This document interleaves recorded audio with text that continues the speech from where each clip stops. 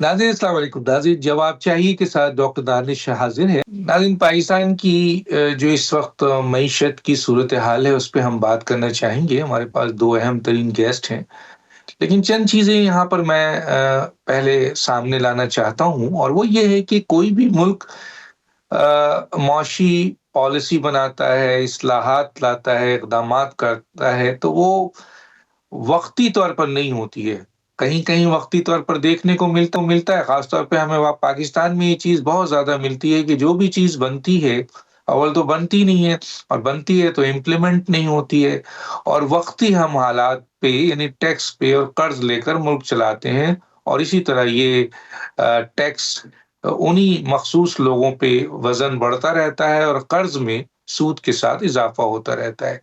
तो क्या मौजूदा हुकूमत को जो इस वक़्त चैलेंजेज़ हैं, उस बुनियाद के बावजूद सियासी अदम इस्तेहकाम, दहशतगर्दी इन सब के साथ क्या हुकूमती गवर्नेंस इस पोज़ीशन पे है? क्या हुकूमती इक़दामात ऐसे हैं कि उन्होंने अच्छे इस्लाहात किए हैं, अच्छी पॉलिसीज़ बनाई है, जो वक़्ती नहीं है, दूरपा है और इससे पाकिस्तान की मईशत को इस्तेहकाम हो रहा है?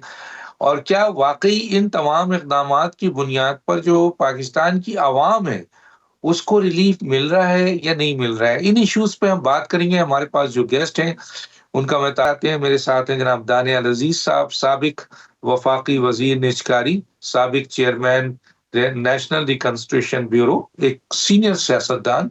आपका बहुत शुक्रिया सर, आपने हमें जॉइन किया। मेरे साथ हैं डॉक्टर इकराम उल हक साहब, माहिर-ए-मुआशियात हैं, मईशत हैं और ज़ाहिर है बड़ा ग्रिप रखते हैं, ख़ास तौर पे टैक्स के हवाले से उनकी जो उनकी लिखाई है यानी जो भी वो लिखते हैं, वो बहुत वाज़ेह और करेक्ट होता है। तो मैं आता हूँ जनाब सबसे पहले दानियाल अज़ीज़ साहब की तरफ। दानियाल अज़ीज़ साहब, मैं आपके पास एक ऐसे सवाल के साथ आ रहा हूँ जिसकी बुनियाद पर आपके पास होगा कि आप अवाम को बता सकें कि मौजूदा हुकूमत आप कहाँ देखते हैं?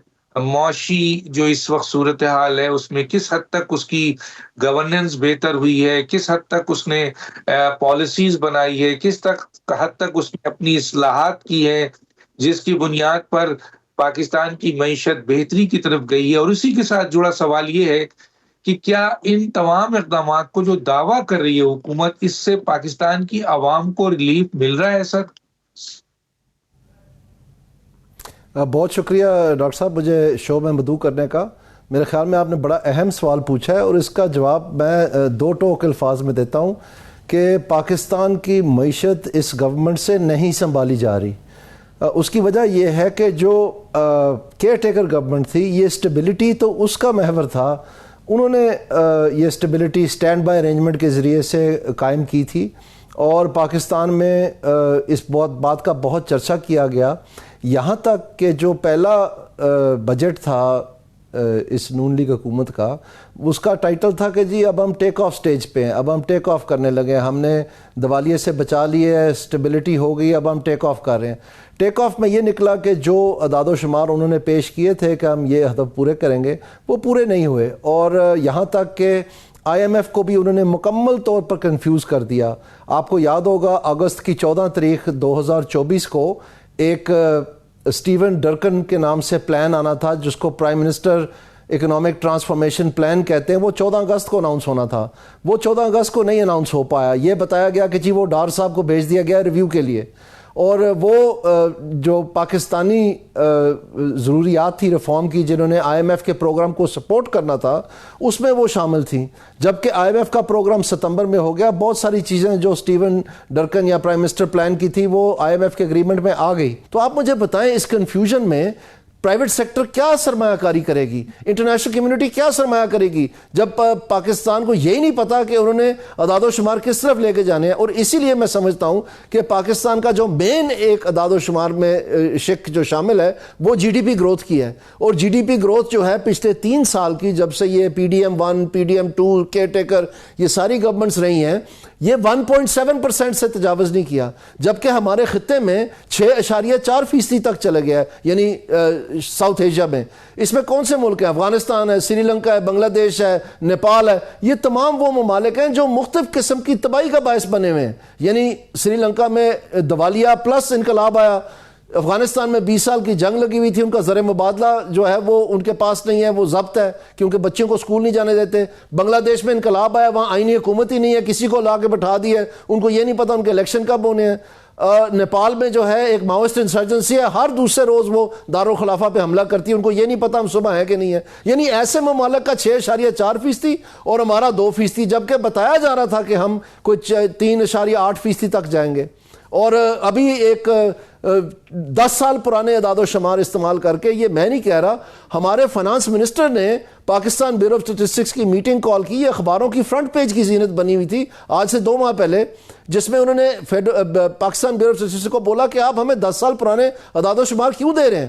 تو انہوں نے جواب دیا ہوگا کہ ہمیں روکا جا رہا ہے۔ تو پھر فائنانس منسٹر نے غصے میں آ کے، طائش میں آ کے کہہ دیا کہ جناب آپ بتائیں کون سا منسٹر آپ کو روک رہا ہے۔ اب آپ مجھے بتائیں، وہ میری ٹائم افیئرس کا منسٹر تو نہیں روک رہا ہوگا نا جب وہ پلاننگ کے نیچے ہے، یا وہ ایجوکیشن کا منسٹر روک رہا ہوگا؟ obviously وہ جس منسٹری کے تابع ہیں انہوں نے ہی ان کو کہا ہوگا۔ تو اگر یہ حالت ہے کہ ہماری اپنی ہی گورنمنٹ ہمارے اپنے ہی ملک کے اعداد و شمار مسک کر رہی ہے، ان کو رکاوٹ بن رہی ہے، وہ سامنے نہ آئے، تو وہ شرمندہ ہیں تو روک رہے ہیں نا۔ کیوں فائنانس منسٹر کو یہ کہنا کہا؟ میں نے تو نہیں کہا نا۔ میں سمجھتا ہوں کہ یہ ایک المیہ بن چکا ہے پاکستان کا کہ جو چیز ہمیں پسند نہیں آتی اس کو پھاڑ کے پھینک دو، اس کی بات ہی نہ کرو۔ آج پہلی دفعہ پاکستان کی تاریخ میں اکنامک سروے میں ان امپلائمنٹ کے فگر ہی نہیں آئے، فگر ہی نہیں ہے سرے سے۔ چھوڑ دیں کہ اوپر کے نیچے کے، انہوں نے کہا یہ مٹا ہی دیں۔ اور یہی ہم دیکھ رہے ہیں بار بار مختلف فگرز کے ساتھ۔ ابھی آپ کے پاس ڈسکوز کے فگر آئے ہیں، بڑے دھوم دھام سے کہہ رہے ہیں ہم نے چوری کم کر دی۔ آپ حیران ہوں گے یہ بات سن کے، فرنٹ پیج کی نیوز ہے کہ نیپرا کہہ رہی ہے کہ یہ فگر جھوٹ ہے، ہم ان کو مانتے ہی نہیں کہ ڈسکوز میں چوری کم ہوئی ہے، کیونکہ پاور سیکٹر میں پاور آف ٹیک ہی نہیں بڑھی۔ میں آپ کو یہ کہنا چاہتا ہوں کہ اس طرح سے کام نہیں چلنا، اور دن بدن اگر یہ 1.7% 2% ہی گروتھ رہی جو پاکستان کی پاپولیشن گروتھ ریٹ ہے، آپ کو پتہ ہے کہ اس وقت 2023 سینسس کے مطابق 18.7 ملین لوگ ان امپلائڈ ہیں، یہ 22% بنتا ہے، 22%۔ پاکستان کی تاریخ کی بلند ترین بے روزگاری کی سطح یہ، اور یہ ان سے نکل گئی کیونکہ اعداد و شمار اتنے ہوتے ہیں پاپولیشن سینسس میں کہ شاید ان کو یاد نہیں رہا۔ ابھی انہوں نے مٹا دیا، یعنی فائنانس سروے میں دیا ہی نہیں، تو ابھی آگے یہ کیا بتائیں گے ہمیں کہ یہ 6% ہے 8% ہے؟ اس کو کہاں لے جائیں گے فگر کو؟ تو یہ اب چیزیں جو ہیں وہ مل بھی نہیں رہی، اور یہ بالکل مطلب ہکے پکے رہ گئے ہیں یہ۔ ٹھیک ہے، میں آگے بات کروں گا۔ میں ذرا اکرام صاحب سے بھی پوائنٹ آف لے لوں۔ اکرام صاحب مجھے ذرا کلیئر کٹ کٹائیے، 2 اسکول آف تھاٹس ہیں کہ حکومت کا اور کئی جو معاشی ماہرین ہیں وہ یہ کہتے ہیں کہ پاکستان ایک ایٹمی طاقت ہے، وہ اتنے آرام سے ڈیفالٹ نہیں ہوتی ہے، لیکن حکومت اپنی کارکردگی کے اوپر یہ کہتی ہے کہ ملک ڈیفالٹ ہو رہا تھا، ہم نے ملک کو بچایا ہے۔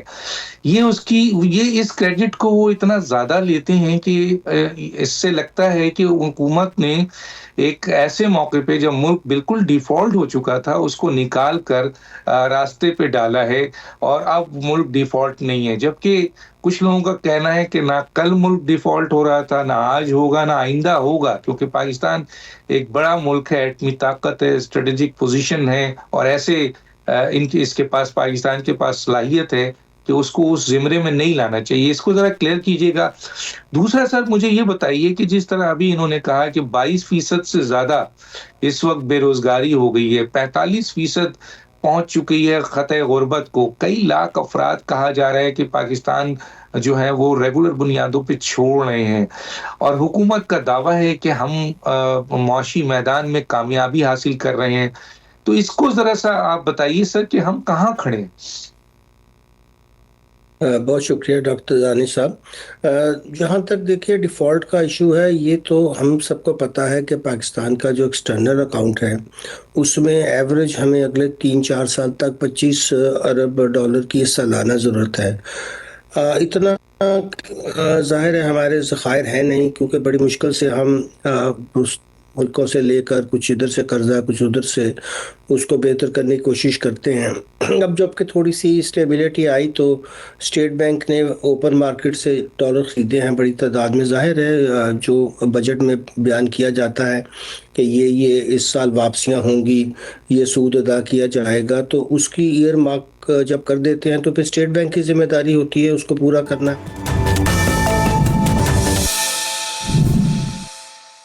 گروتھ کا ٹارگٹ ہمارا 5% تو نہیں, میں تو کہتا ہوں 6% سے ذرا اوپر کوئی ایک ڈیکڈ کے لیے یعنی 10 سال کے لیے ہونا چاہیے. چائنا نے بھی ایسے ہی اپنے آپ کو آگے بڑھایا, انڈیا نے بھی ایک فیز میں اپنی جی ڈی پی گروتھ کو 6% سے اوپر کیا. ہم اس معاملے میں بہت ہی پیچھے رہ گئے ہیں کہ ہماری کوئی جو شروع میں آپ نے فرمایا تھا کہ کوئی ہماری دیر پا ایسی پالیسیاں نہیں ہیں, کوئی لانگ ٹرم تھنکنگ نہیں ہے جس کے ذریعے ہم کہیں کہ جی ہر سال ہم یہ کریں گے. اب دیکھیے 11.7 ٹریلین دفعہ ایف بی آر نے جیسے بھی اکٹھا کیا, چلے وہ تو بحث نہیں ہم کرتے کتنا ہائی ریٹ تھا, ریفنڈز نہیں دیے, کیا نہیں کیا, لیکن باہر کیف کٹی میں تو آیا. اس میں سے ہم نے بہت بڑا حصہ یعنی 53 پوائنٹ آپ دیکھ لیجئے کہ 57.5% صوبوں کو بھی دے دیا. تو وفاق کے پاس تو پھر بھی اتنا نہیں بچا کہ وہ 8.8 ٹریلین کا سود ہی ادا کر پاتا, پھر اسے قرضے لینے پڑے ہیں. تو یہ کہانی تو اپنی جگہ موجود ہے نا, چاہے ہم کچھ بھی دعوے کرتے رہیں کہ ہمارے صرف 2 اخراجات ہی جو ڈیفنس اور ڈیٹ سروسنگ ہے وہ فیڈرل گورنمنٹ کی پوری آمدنی کو, چاہے وہ ریونیو کی ہو یا نان ریونیو کی, اس کو ختم کر دیتے ہیں اور اس سے پھر قرضہ لینا پڑتا ہے. تو اس کو تو ایک ہی طریقے سے حل کیا جا سکتا ہے کہ پھر ہم اپنی جی ڈی پی گروتھ کی طرف توجہ دیں, آمدنی بڑھانے کی طرف توجہ دیں, بجائے اس کے کہ ہم یہ تھوڑی سے مائکرو نمبرز بہتر ہونے پہ خوشی کا اظہار ہی کرتے رہیں. ٹھیک ہے, میں بالکل آپ کی طرف ایک اہم سوال لے کر آؤں گا, لیکن میں ذرا دانیال عزیز صاحب کی طرف 2-3 چیزیں سامنے رکھتا ہوں کہ کیا سر یہ جو دعویٰ ہو رہا ہے کہ یہ آئی ایم ایف کا آخری پروگرام ہوگا, اور دوسری طرف وہ یہ کہتے ہیں کہ اگر حکومت اصلاحات نہیں لائے گی تو پھر نہیں ہوگا, تو آیا اس کے اوپر کیا آپ کہیں گے؟ دوسرا یہ بتائیں سر, سرمایہ کاری جو بہت ہی امپورٹنٹ ہے اور جس کے بارے میں ہمیں بہت سارے ایم او یو سائن ہوئے ہیں, اربوں روپے کے ایم او یو سائن ہوئے ہیں, وہاں ہم کہاں کھڑے ہوئے ہیں آج؟ اور یہ جو زر مبادلہ کے ذخائر ہیں یہ دعویٰ کر رہے ہیں کہ یہ بڑھ گئے ہیں بہت, تو اس کی حقیقت کیا ہے سر؟ جی بہت مہربانی. اس میں سب سے پہلے میں آپ کا آخری سوال پہلے لے لیتا ہوں. اس وقت تقریباً 14 ارب ڈالر جو ہیں وہ گنوائے جاتے ہیں کہ ہمارے پاس زر مبادلہ ہے جو کہ اسٹیٹ بینک کے پاس ہے, اور یہ آپ کو معلوم ہونا چاہیے جو سال 2004-2005 تھا مالی سال, اس کے دوران ہم نے 13.1 بلین ڈالر رول اوور کیے تھے. رول اوور کا مطلب یہ ہے کہ جن ممالک نے ہمیں قرض دیا ہوا تھا جیسے سعودی عربیہ, یو اے ای اور چائنا ہیں, ان کے جو پرانے قرض تھے وہ ہم نے نئے کر دیے, اور اس کے علاوہ تقریباً 1.7 بلین ڈالر ہم نے مارکیٹ سے اٹھایا. کچھ جو ہے وہ ایشین ڈیولپمنٹ بینک نے گارنٹی کر کے ہمیں اٹھوایا تاکہ شرح سود کم ہو اس پہ, اور کچھ ہم نے خود ہمت کر کے تو مختلف بینک سے ارینج کیا.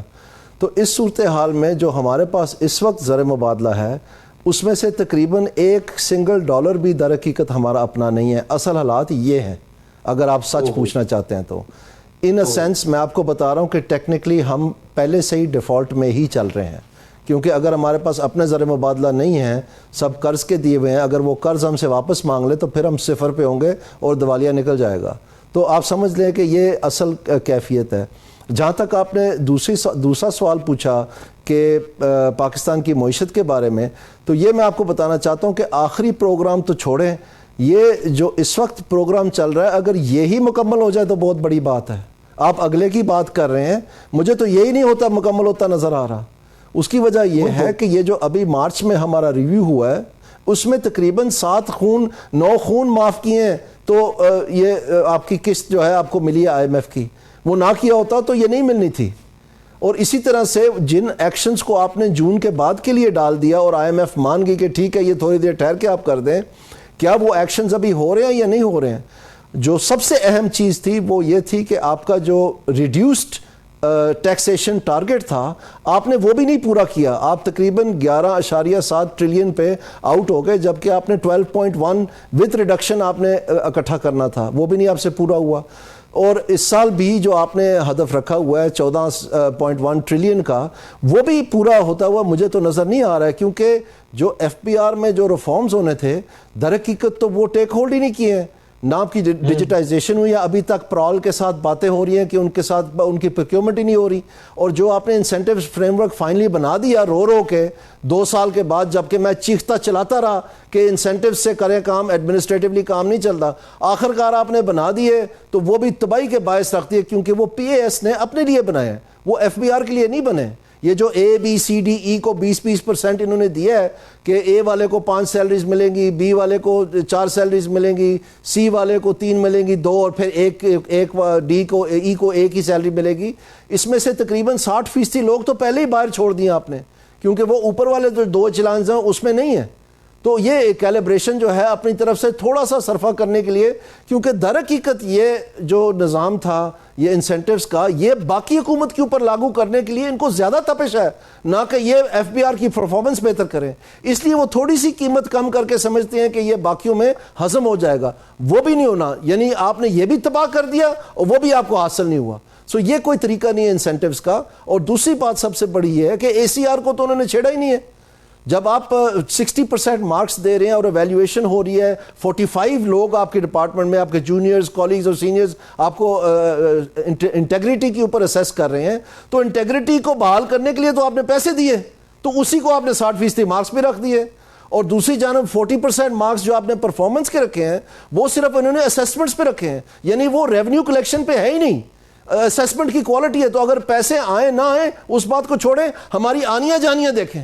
اچھا, اس ساری صورتحال میں پھر انہوں نے ایک پیرا بٹھایا ہوا ہے موت کے کنویں کے اوپر, وہ کیا ہے آپ کے اے سی آر, جس سے ہر گریڈ کی جو پروموشن ہونی ہے, ان کی مختلف پوسٹنگز ہونی ہیں, ان کے جو بلڈ کاؤنٹ بننی ہے, سارا کچھ بننا ہے, وہ انہوں نے اسی طرح ہی چھوڑی ہوئی ہے اور بالکل ناقص ہے.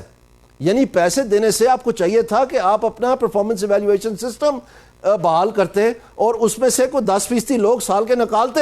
ان کو سمجھ آتی کہ اگر ٹارگٹ نہ ہوا تو یہاں پر کلاڑا بھی پھرتا ہے, آپ کا ٹھیک ہو جاتا ہے ٹیکس ڈپارٹمنٹ. آپ نے دونوں کام نہیں کیے, اور یہ پی اے ایس کا محور ہے. انہوں نے اس انتظامیہ کو بھی تباہ کر دیا, اب ایف بی آر کو بھی تباہ کر دیا. جو پروونسز میں ریونیو کا فنکشن تھا ان کا لینڈ کا, وہ بھی نہیں انہوں نے کیا. ڈسٹرکٹ گورنمنٹس کو بھی تباہ کر دیا.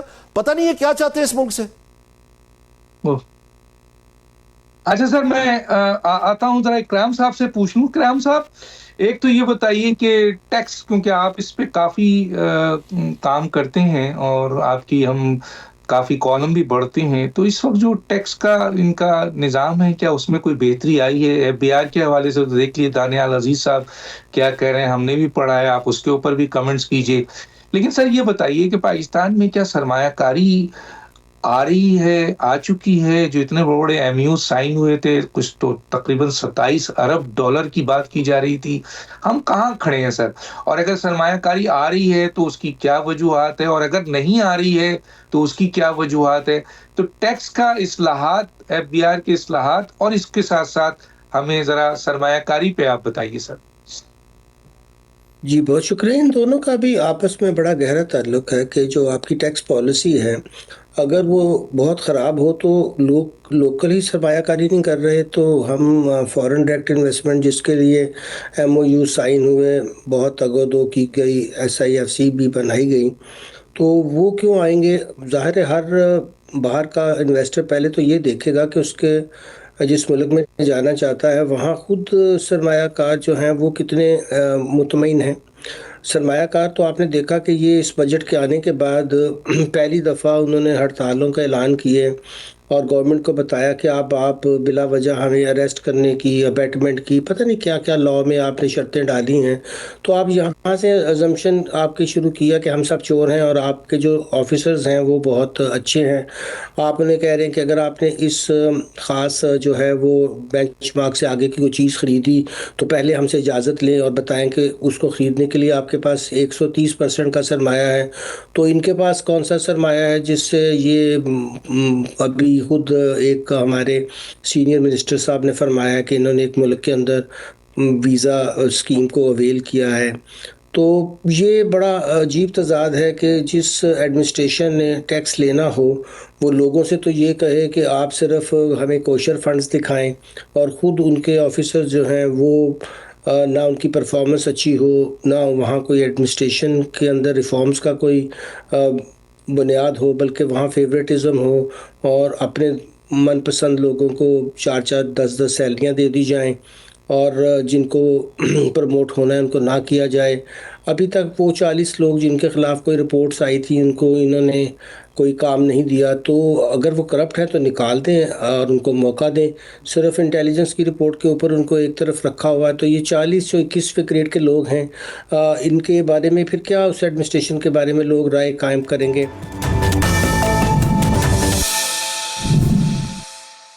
ابھی جو نظام لے کر آئے ہیں، چاہے وہ سیل ٹیکس کا ہو یا انکم ٹیکس کا ہو، اس میں سوائے ہراسمنٹ کے کوئی انسینٹیو ہی نہیں ہے۔ اب آپ زیادہ ٹیکس دے رہے ہیں تو پھر آپ سے اور زیادہ مانگیں گے، جو نہیں دے رہا اس کو کہتے ہیں ٹھیک ہے کوئی بات نہیں ہے، تم تھوڑا سا زیادہ دے دو۔ ابھی تک وہ جو ہم کہہ رہے تھے نان فائلر کی کیٹیگری ختم کر دی، وہ کوئی ختم نہیں کی ہے، اب اس کو ان ایلیجیبل کہہ دیا ہے، بلکہ جو ایلیجیبل کی ڈیفینیشن ہے وہ بھی یہ پرووائڈ کر دیا کہ آپ اور میں اگرچہ ٹیکس ادا کر رہے ہیں، مگر ہمیں بھی کوئی چیز ایسی خریدنی ہو جو ان کے بینچ مارک سے زیادہ ہو تو ہم بھی ان سے سرٹیفکیشن لیں۔ یہ کس طرح کا نظام ہے؟ پوری دنیا میں اکنامک ایکٹیویٹی جاری رہتی ہے، اس میں کئی دفعہ ایسا بھی ہوتا ہے کہ کوئی انفارمل کام بھی ہو رہا ہوتا ہے، مگر ظاہر ہے ٹیکس ایجنسی کا کام ہے کہ وہ دیکھے کہ کہاں کہاں ٹیکس اویڈ ہو رہا ہے، اور جہاں تک ایسے محکمے ہیں جہاں پہ یہ ہو کہ آپ کو کوئی ایلیگل اور ان لافل ایکومولیشن آف ویلتھ ہو رہی ہے، کوئی کرپشن ہو رہی ہے، اس کے لیے پھر ظاہر ہے آپ کو پتہ ہی ہے یو کے کی کرائم ایجنسی نے ہمارے کون سے لوگوں کے ساتھ سے سامنے لائے، تو یہ تو ان ایجنسیز کا کام ہے، ان کو اپنا کام کرنے دیں، مگر لوگوں کو تو آپ کاروبار کرنے دیں، ان کو آپ مناسب ٹیکس ان سے لیں۔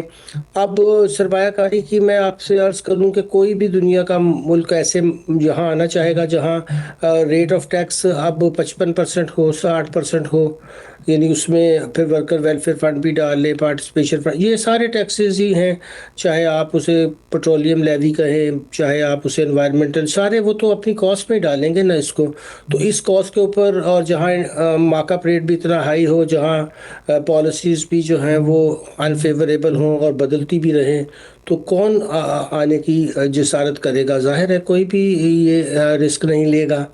تو جب اپنے لوگ ہی سرمایہ کاری نہیں کر رہے ہیں اور وہ کم سے کم ہوتی جا رہی ہے، تو ہم باہر کے لوگوں کو کی کیا شکایت کریں گے؟ تو پہلے اپنے نظام کو درست کریں، اس کی جہاں جہاں ریفارمز ہونی ہے۔ اب یہ تو نہیں کہہ سکتے کہ ریفارمز کا پتہ نہیں ہے، سب کو پتہ ہے ریفارمز کون سے کس جگہ ہونی ہے، اس کے بارے میں آپ باہر کے اداروں سے قرضے لے لے کر بھی ہمیں اس میں بھی پھنسا دیتے ہیں، اور پھر کرتے بھی نہیں ہیں، تو کتنے اور ریفارمز پروگرام کریں گے؟ اب تو یہ پروگرام چھوڑ کر، ریفارمز کی ایجنڈے کی باتیں چھوڑ کے کچھ کر کے دکھائیں۔ ابھی آپ دیکھ لیجئے کہ پرال کے بارے میں وزیر اعظم نے نئی ایک کہہ دیا کہ 6 مہینے میں اس کو ٹھیک کر لیں، ڈسمینٹل کر دیں، تو آپ کو ابھی تک یہی نہیں پتا کہ آپ کی ڈیجیٹائزیشن جس ادارے نے کرنی ہے وہ خود ہی اس کی وائبلٹی ہے کہ نہیں ہے، تو باقی کو آپ کیا کہیں گے؟ تو یہ مسائل فنڈامنٹل نیچر کے جو ہیں، جب تک ان کو حل نہیں کرتے تو سرمایہ کاری کے بارے میں تو بھول ہی جانا چاہیے، اور سرمایہ کاری نہیں ہوگی تو جی ٹی پی گروتھ بھی نہیں بڑھے گی، اور پھر جو شروع میں آپ نے فرمایا کہ ہماری حالت وہی رہے گی کہ مزید سود ادا کرنے کے لیے بھی قرضے لیتے رہیں گے، اور لوگوں کو یہ پکچر پینٹ کرتے رہیں گے کہ سب اچھا ہے، اب مائکرو نمبرز اچھے ہو گئے، اور جو بنیادی پرابلمز ہیں وہ سرمایہ کاری کے، جی ڈی پی کے، امپلائمنٹ کے، غربت کے، اس کی طرف حکومتیں جو ہیں وہ پہلو صحیح کرتی رہیں گی۔ ٹھیک ہے سر، دانیال عزیز صاحب یہ بتائیے کہ ایک تو تاجر دوست اسکیم کیوں ناکام ہوئی، کہا جا رہا ہے ناکام ہو گئی ہے، اس کے اوپر بھی کیجیے۔ دوسرا سر، پاکستان کی جو ایکسپورٹ ہے سب سے زیادہ یقیناً جو ڈیل ہوتی ہے وہ امریکہ سے ہوتی ہے، اور ابھی امریکن ٹیرف کی بات کی جا رہی ہے، اس پر حکومت کے کئی لوگ بہت خوش ہیں کہ ہم پر بہت کم ٹیرف لگا ہے، تو کیا پاکستان کی معیشت کو اس جو ہم وہاں بھیجتے ہیں امریکہ، اس کیٹیگری میں، کیونکہ ہم سب کیٹیگری میں تو نہیں ہے نا، ہم تو بہت محدود کیٹیگری میں ان کے ساتھ جو ہے وہ ایکسپورٹ امپورٹ کرتے ہیں، تو اس پہ اس امریکن ٹیرف سے کیا فائدہ ہوا اور کیا جن پروڈکٹس کو ہم امریکہ کی طرف لے جاتے ہیں وہاں پاکستان میں اس کی کیا پوزیشن ہے, کیا حیثیت ہے اس وقت سر؟ جی میں آپ کے امریکن ٹیرفس کے حوالے سے ضرور جواب دیتا ہوں اور تاجر دوست ایپ کا بھی, لیکن میں ایک جملہ بولنا چاہوں گا. جو پچھلا سوال آپ نے پوچھا تھا کہ سرمایہ کاری نہیں ہو رہی, یہ میں آپ کو بتا دوں کہ پاکستان میں ایک فگر ہے اکنامکس کی, اس کو گراس فکس کیپٹل فارمیشن کہتے ہیں, GFCF, gross fixed capital formation. یہ وہ میجر ہے, یہ وہ پیمانہ ہے جو یہ طے کرتا ہے کہ پاکستان کی اکانومی میں کتنی سرمایہ کاری جو ہے وہ پلانٹ اینڈ مشینری میں ہو رہا ہے. بنیادی طور پر یہ ہے, اور یہ جتنی ہوتی ہے اس سے پھر آنے والے سالوں کی گروتھ جو ہے, یعنی سالانہ جو پیداوار میں اضافہ ہے اس میں زیادہ ہونے کی زیادہ سخت پیدا ہوتی ہے. تو پاکستان میں یہ تقریباً 12-13% ہے.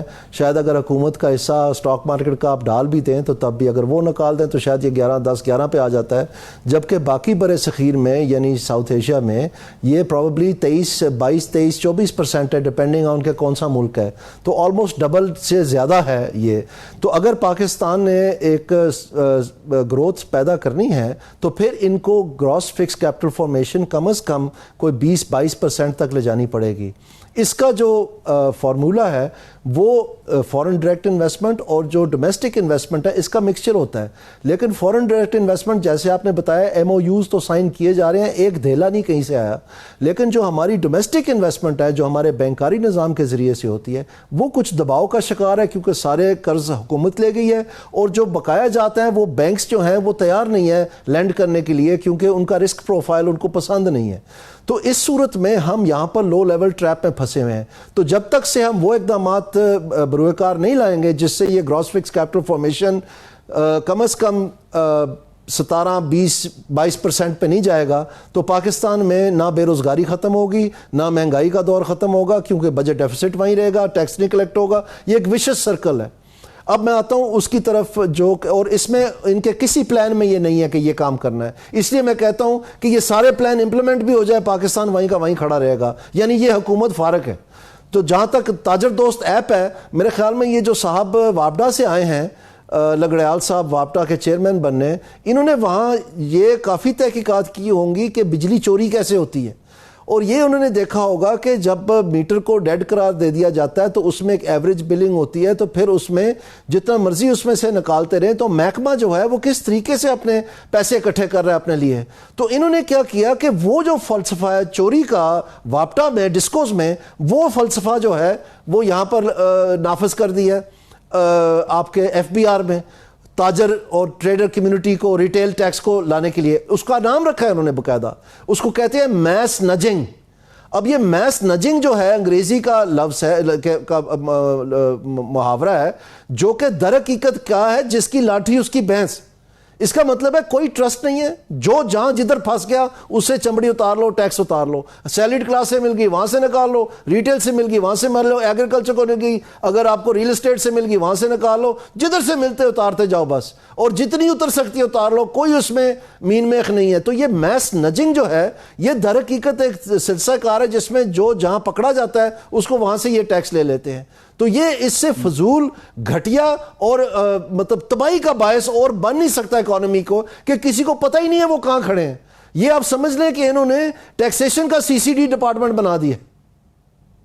تو اگر یہ صورتحال ہے تو پھر IMF جو ہے وہ ظاہری بات ہے اس کے جو انٹرم ریزلٹس ہیں اس سے تو شاید یہ محسوس کر رہی ہوگی کہ جی یہ وہ, لیکن تمام آپ دیکھ لیں فگرز جو ہیں یہ تاجر دوست ایپ کی کلیکشنز نہیں ہو پائی ہیں. تو یہ دراصل یہ در حقیقت اگر آپ سمجھیں ڈاکٹر دانش صاحب, یہ پولیٹیکل فیلئر ہے.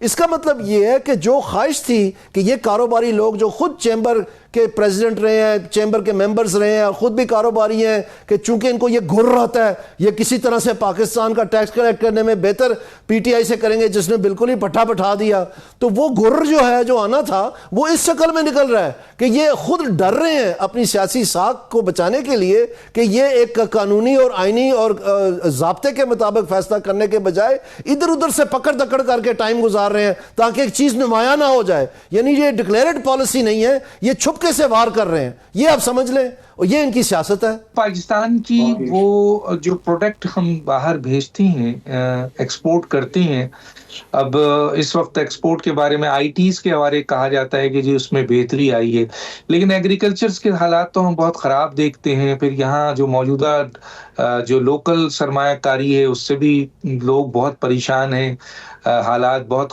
خراب ہیں. اور کبھی یہ بھی آتا ہے کہ جناب ہماری جو ہماری جو پروڈکشنز ہے وہ بہت بہترین ہوئی ہے, اور پھر ہم یہ بھی دیکھتے ہیں کہ ہم اس کو امپورٹ بھی کر رہے ہوتے ہیں. آپ کے سامنے ساری چیزیں ہیں. تو سر ایک تو یہ امریکن ٹیرف کا پاکستان کو کتنا فائدہ ہوگا, جس کا شور مچ رہا ہے کہ جی ہماری جو ہے وہ شاید 19 انہوں نے ٹیرف کر دیا ہے اور ہمارے لیے بہت اچھا فیور ہے. تو کیا ایسی پروڈکٹ ہے جو اس 19% ٹیرف کی بنیاد پر پاکستان کی معیشت کو بہت بڑا فائدہ دے گی؟ اور دوسرا یہ بھی سر بتائیے کہ یہ جو ہمارے ہاں جو پروڈکشن ہے, جو کچھ بھی ہے, جو دعویٰ کیا جا رہا ہے, اس میں کس حد تک ہے کہ ہم ان چیزوں کے اوپر جو میجر ہماری پروڈکٹ ہے, جو بیس ہے ہماری, اس میں ہم نے اچھائی اب تک لے آئے ہیں؟ جی, ایکسپورٹ کا معاملہ بھی اتنا ہی خراب ہے جتنا کہ ابھی ہم نے ایف پی آر کی بات کی.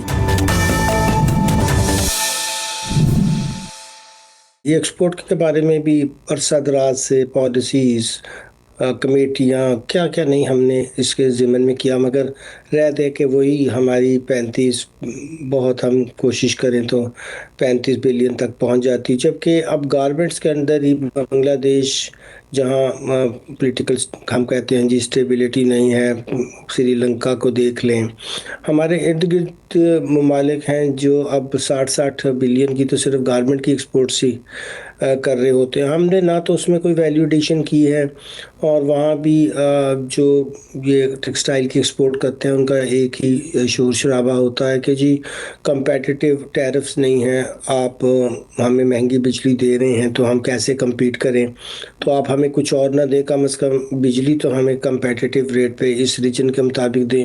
وہ ہم سستی کرتے نہیں ہیں کہ ظاہر ہے اس کے اندر آپ کو پتہ ہی ہے کہ آئی پی پی سے لے کر ہم نے کیا کیا رونے روئے ہیں. مگر اتنے عرصے میں انرجی کا مسئلہ, جس ملک میں انرجی کی کاسٹ اتنی ہائی ہو وہ کیسے ترقی کرے گا, کیونکہ وہ تو ہر جگہ استعمال ہونی ہے. اب تو یہ حال ہو گیا ہے کہ یہ جو ہم نے ٹیکسٹائل کی ایکسپورٹ کی بات کی, اس کے مقابلے میں دیکھ لیں کہ ہم نے کپاس کتنے کی امپورٹ کیا ہے, تو ٹیرف میں کیا امریکہ کو فائدہ ہوگا, ہمیں کیا فائدہ ہوگا؟ اب ہم کہہ رہے ہیں کہ اگر ہم امریکہ سے کاٹن لیں گے تو اس پہ 0 ٹیکس ہوگا, تو ٹھیک ہے, ہمیں تو یہ سستی مل جائے گی, اور ہمیں 0 لے کر, چونکہ 18% لوکل پہ تھی اور وہاں 0 کیا ہوا تھا پہلے بھی ٹیرف, تو لوگ شور مچا رہے تھے کہ جی لوکل کے اوپر آپ نے ٹیکس لگا دیا اور آپ نے امپورٹ پہ 0, تو پہلے بھی 0 تھی, تو اس سے کیا فائدہ؟ کچھ بھی نہیں ہوا ہے. یعنی کہ اگر آپ دیکھیں تو نیٹ پھر ایکسپورٹ تو کچھ بھی نہ ہوئی. اگر آپ نے مہنگی امپورٹ ڈالر ٹرمز کے اندر اگر آپ اس کو کنورٹ کریں گے اور پھر بیچیں گے تو ظاہر ہے وہ آپ نے تو وہی قصہ ہے. تو یہاں بھی ہمیں یہ پتا ہے کہ ہم نے ایکسپورٹ کرنا کیا ہے, ہمارے پاس دینے کو کچھ ہے, رہ دے کہ وہی 4-5 چیزیں ہوتی ہیں جس کا ہم پچھلے آپ دیکھ لیجئے 80 سال پاکستان ہونے کو آئے ہیں, اور ہم کوئی ایسی اپنی ایکسپورٹ کی بیس ہی نہیں بنا سکے ہیں.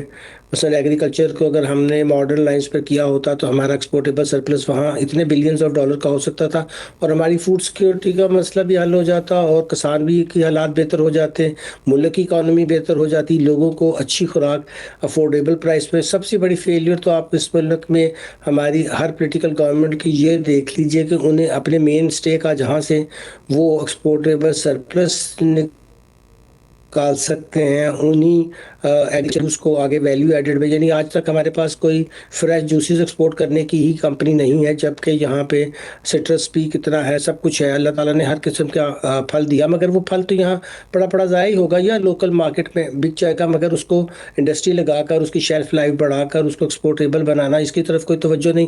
اور اس میں بھی بڑا مسئلہ وہی ہے سرمایہ کاری کا, کہ جب بینکوں کو پیسہ دینا ہی نہیں ہے پرائیویٹ سیکٹر کو, صرف گورنمنٹ کو ہی جو ہے لینڈنگ کرنی ہے اور وہ سیف ہے, اس کے اوپر انٹرسٹ بھی اچھا آ رہا ہے، 3-4% کا اسپریڈ جو ہے اس سے یاشیاں کر رہے ہیں سارے بینک اونرز. تو انہیں کیا ضرورت پڑی ہے کہ وہ رسک پروفائل میں پیسے دیں؟ ظاہر ہے بزنس میں اوپر نیچے تو ہوتا ہی رہتا ہے، مگر کسی طرح کا کوئی ایسا پرائیویٹ سیکٹر کا ماحول نہیں بن سکا ہے جس میں ویلیو ایڈڈ سروسز ہوں یا ویلیو ایڈڈ آئی سی ٹی گڈس ہوں، ان کو ہم باہر بیچ سکیں.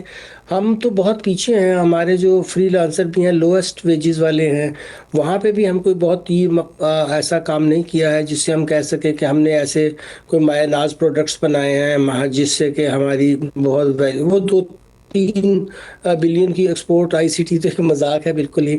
لیکن چلیے ہم اس حد تک کہہ سکتے ہیں کہ اگر یہ 60 ملین جو ایسی یوتھ ہے اگر اس کو ہم ٹرین کر دیں اور وہ کمائے، مگر اس کے لیے پھر جو پروگرامز بنانے تھے وہ دیکھ لیجئے پنجاب میں اس کا کتنا ذکر ہوا. اب وہی ہمارے وزیر اعظم بن گئے ہیں، مگر اس کو اگر آپ ان سے پوچھیں کہ پھر اس کا رزلٹ دکھا دیں تو وہ تو بکس میں ہمیں کوئی اس کی خاص ایکسپورٹ نظر نہیں آتی ہے. تو وہ زبانی جمع خرچ آپ کی کہ بس لیپ ٹاپ بانٹتے یہ کر دیں، لیکن کوئی انسٹیٹیوٹ نہیں ہے پرائیویٹ سیکٹر کا، انسٹیٹیوٹس کے ساتھ کچھ واسطہ نہیں جہاں وہ اپنی مرضی کے کسٹمائز کے ساتھ لوگ تیار کرا سکیں، پھر اس کے ذریعے اپنی ڈیجیٹائزیشن، کیونکہ کوئی بزنس مین بھی اپنے اندر R&D اور ڈیجیٹائزیشن کا قائل نہیں ہے، کیونکہ اس کو بھی ٹیکس چوری کرنا ہے، بجلی چوری کرنی ہے، گیس. تو سارا ملک کو ایک ہی رینٹ سیکنگ پہ لگا دیں گے جب آپ، تو وہ کیوں ہارڈ ورک کریں گے، کیوں پھر ایسی ایکسپورٹ کی طرف توجہ دیں گے جو دنیا میں کمپیٹیٹیو ہوں، جس میں ویلیو ایڈیشن ہو. تو پورا ایک ماحول جو ہے وہ سیاسی طور پر جب رینٹ سیکنگ کا ہو تو نیچے پرائیویٹ سیکٹر بھی رینٹ سیکر بن جاتا ہے، کیونکہ پھر انہیں پتا ہوتا ہے کہ رینٹ سیکنگ نہیں کریں گے تو ہم بھی سروائیو نہیں کر سکیں گے. تو بعد میں یہ ہمارے ڈھانچے میں ایک بنیادی مسئلہ ہے کہ یہاں کوئی انسینٹیو ہی نہیں ہے کہ جہاں کوئی ریسرچ اینڈ ڈیولپمنٹ ہو، جہاں کوئی ہم ویلیو ایڈڈ چیزوں کو بنا کر باہر بیچ سکیں. تو بس ہم اس طرح کے نمبرز گیم میں ہی ہمیشہ رہیں گے. ٹھیک ہے. اچھا دانیال عزیز صاحب یہ بتائیے کہ ایک تو آپ نے تذکرہ کر دیا بجلی کی چوری کا، وہ تو آپ ہے بڑی بڑی اصلاحات کی بات تو کی جا رہی ہے، لیکن میں صرف 2 میجر چیز پہ آتا ہوں، بجلی اور گیس کے ریٹ کنٹرول کے حوالے سے حکومت کے اقدامات کیسے ہیں، اور دوسرا یہ مجھے بتائیے سر کہ یہ سوال تو اٹھ رہا ہے، بہت زیادہ لوگ پوچھ رہے کہ جب انٹرنیشنل مارکیٹ میں تیل کی قیمت $60 فی بیرل ہے تو آپ نے 272 کیوں رکھی ہوئی ہے؟ اور ظاہر ہے کہ اس کی وجہ سے جو پاکستان کے جو فوڈز ہیں، ٹرانسپورٹس ہے، مہنگائی ہے، سب پر ایفیکٹ پڑ رہا ہے. ماضی میں آپ ہی کی حکومت کے اہم ترین لوگ، یعنی جو موجودہ حکومت ہے، جب عمران خان کی حکومت تھی تو اس وقت $110 فی بیرل تھا اور 149 ریٹ تھا، تو ہم کہتے تھے کہ یہ $70 کم کریں اس وقت کیونکہ انٹرنیشنل مارکیٹ میں کم ہے. تو اب تو $60 فی بیرل ہے اور ہم 272 پہ کھڑے ہیں. جی بالکل، یہ انتہائی زیادتی ہے. یہ پیٹرولیم ڈیولپمنٹ لیوی جو ہے یہ در حقیقت ایک طرف پیٹرولیم ڈیولپمنٹ کے لیے ہے، دوسری طرف یہ کہتے ہیں کاربن ایمیشنز کا ہم نے ٹیکس لگانا ہے. یعنی آپ ایک طرف پیٹرولیم ڈیولپمنٹ لیوی اس لیے کیونکہ آپ پیٹرولیم کو ڈیولپ کریں، یعنی کاربن بڑھائیں تاکہ وہ پیٹرولیم ڈیولپمنٹ ہو، اور دوسری طرف آپ کہہ رہے ہیں کہ کاربن ٹیکس کی بھی اسی کے اوپر لگانا ہے ہم نے. تو آپ یہ دیکھیں کہ بیچارے غریب کو تو آتے جاتے چپیڑیں لگ رہی ہیں، اور یہاں تک کہ قانونی ضابطے کے مطابق جو آخری حد تھی پیٹرولیم ڈیولپمنٹ لیوی وہاں تک پہنچ سکی تھی حکومت، لیکن اس کے باوجود راتوں رات بائی سرکولیشن سمری سرکولیٹ کر کے کیبنٹ سے اپروول لے کے آرڈیننس پریزیڈنٹ سے کروا دیا تاکہ $8 مزید بڑھا سکیں یہ پیٹرولیم ڈیولپمنٹ لیوی جو ہے. تو آپ یہ سراسر زیادتی ہے، اس میں صرف گورنمنٹ کا فیلئر ہے کہ یہ اپنا ٹیکس جو ہے وہ ایک پراپر جن حلقوں کو دینا چاہیے ان سے اکٹھا کر نہیں سکتی. جن کے چہیتے حلقے ہیں جو کہ سیلریڈ کلاس کے علاوہ ریل اسٹیٹ ہے، ایگریکلچر ہے اور ریٹیل ہے، جس میں یہ بری طرح فیل ہو گئے ہیں، اور اس میں بجائے کہ وہ معافی مانگے قوم سے اور اپنی پیٹی کسیں، وہ مزید غریب کے اوپر بوجھ ڈال رہے ہیں. جی بہت شکریہ دانیال عزیز صاحب اور اکرام صاحب، اکرام الحق صاحب، آپ نے قیمتی وقت دیا. ناظرین، یقیناً پاکستان کی جو معیشت ہے اس کا اگر وہ آسمان پہ بھی چلا جائے، لیکن اگر اس کی ریفلیکشنز पाकिस्तान के ऊपर ना आए, आम पाकिस्तानी के ऊपर उसको रिलीफ ना मिले और एक मसनूई तरीके से एक वक्ती चीज़ों को लेकर अगर आगे बढ़ेंगे और जितने बड़े-बड़े दावे हैं वो सब आदाद-ओ-शुमार में तो मौजूद है, लेकिन प्रैक्टिकली अगर वो चीज़ ना हो और ज़ाहिर है सबसे इम्पोर्टेंट चीज़ होती है, कोई भी चीज़ लॉन्ग लास्टिंग बनती है, पॉलिसीज़ लॉन्ग लास्टिंग बनती है, इस्लाहात के ऊपर ज़्यादा तवज्जो दी जाती है ताकि आगे चल के मुल्क को न सिर्फ मईशत में बेहतरी हो, बल्कि अवाम के लिए सबसे ज़्यादा सोच होनी चाहिए कि उनको रिलीफ मिले। अब आपने देखा हमारे मेहमानों ने दोनों ने अपनी-अपनी जगह पर इन तमाम चीज़ों को आपके सामने वाज़ेह कर दिया। हमारा काम था क्वेश्चन करें और एक्सपर्ट्स को मौका दें कि वो अपनी बातों को आप तक पहुँचाएँ। हमने क्रॉस नहीं किया। हम चाहते हैं कि दोनों एक्सपर्ट्स अपनी बातें पहुँचाएँ क्योंकि ये वो लोग होते हैं जो बहुत करीब से मईशत को देख रहे होते हैं। वक़्त खत्म हुआ चाहता है, डॉक्टर दानिश को याद दीजिए। अल्लाह हाफ़िज़।